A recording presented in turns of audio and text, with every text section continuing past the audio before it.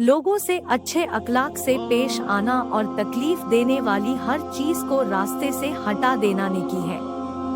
नेक कामों से मोहब्बत करना और बुरे कामों से नफरत करना ईमान की पहचान है।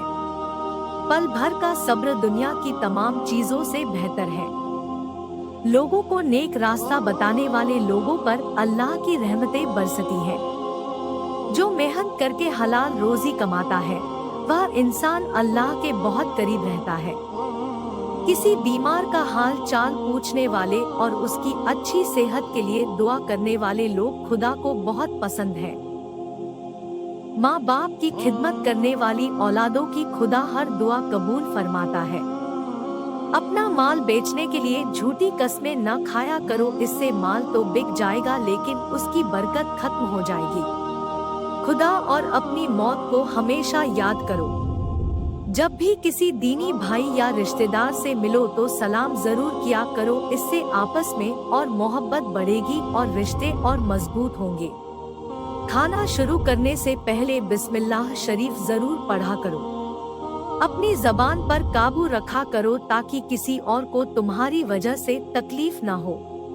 चलते फिरते वक्त कलमा और दुरूद शरीफ पढ़ा करो और हर वक्त खुदा को याद किया करो। हमेशा लोगों से अच्छी और मीठी बातें किया करो ताकि सामने वाला शख्स हमेशा आपसे खुश रहे।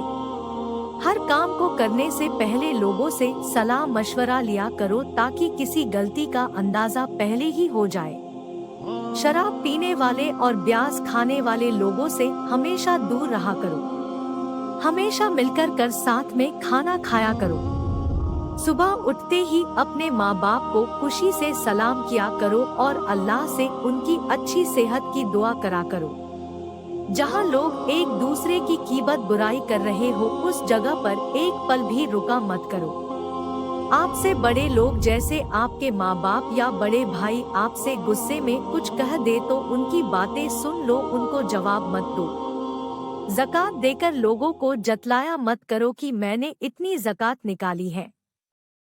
अल्लाह हाफिज।